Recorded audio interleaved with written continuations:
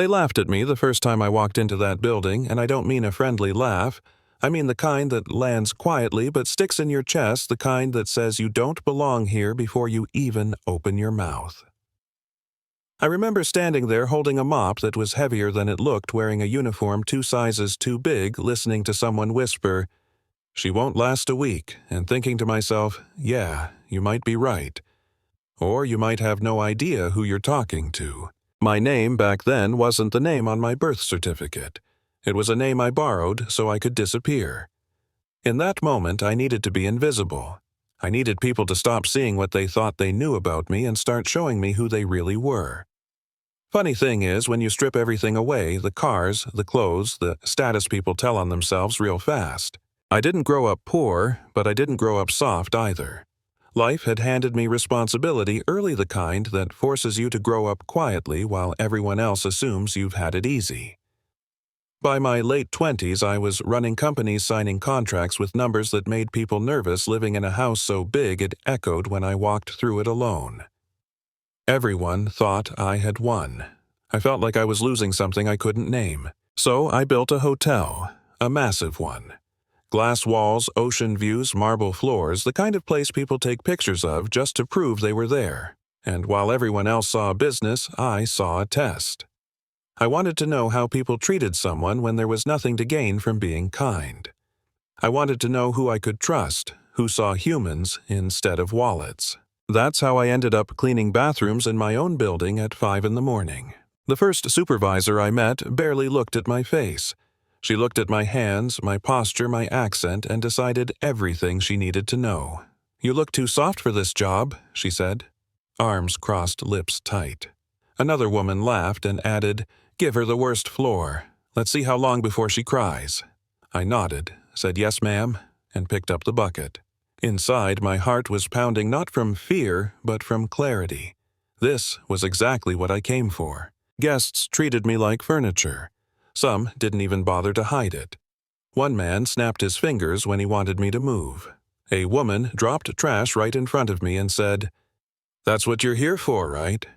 I bent down, picked it up, felt my jaw tighten and reminded myself, stay quiet, stay observant. Pain teaches you things pride never could. By the end of the first week, my back hurt, my hands blistered, and my name had become a punchline among the staff. They called me Princess when they thought I wasn't listening, joked that I must be hiding something because I didn't complain enough. And maybe I was, but not what they thought. Then there was Marcus. Marcus worked in the kitchen. Tall, always smelled like spices, and smoke eyes that actually met yours when he spoke. The first time he talked to me, he said, "You clean, like someone who cares," and I almost laughed because no one had said anything kind to me in days. He shared his food with me when he noticed I never took breaks. Sat beside me on the back steps, told me about his dream of opening a small place someday, nothing fancy, just honest food and quiet nights. No greed, no shortcuts, just peace. That word again. He never asked me questions I didn't want to answer. He just listened. And that scared me more than the cruelty ever did. Because while I could handle insults, lies, and being ignored, kindness without conditions messes with you. It makes you want to believe. And believing means risking disappointment. The bullying escalated. They gave me the dirtiest assignments, accused me of things I didn't do, sabotaged my work just so they could complain about it later. One day, food went missing from the kitchen and suddenly everyone was looking at me. A manager demanded my bag be searched. Someone found the missing items near my cart. I knew it was a setup the second I saw the smirk on one woman's face. I stayed quiet. I always did. Marcus didn't. He stepped forward, voice steady, eyes sharp, and said, "She didn't do this." The room went silent. The head chef snapped back. "Stay out of it." Marcus didn't move. "I won't," he said. "This is wrong." And just like that, he crossed an invisible line. By the end of that day, he was suspended. Fired, really. Everyone knew what suspension meant. I watched him take off his apron and walk out while I stood there with my mouth full of words I was too scared to say. That silence followed me home and sat on my chest all night. For the first time since I started this experiment, I wondered if I'd gone too far. The grand opening came fast. Red carpet cameras speeches about vision and success. I stood in the corner in my cleaner uniform holding a mop I didn't need, listening to the manager introduce the founder. A video played on a massive screen. My face. My real name. The room froze. When I walked down that carpet without changing clothes, I could feel every eye on me. Shock, confusion, guilt, disbelief. I took the microphone and told them the truth. Why I did it. What I saw. What it felt like to be invisible in a place I owned. I named the cruelty. I named the lies. And then I named the one person who treated me like a human being.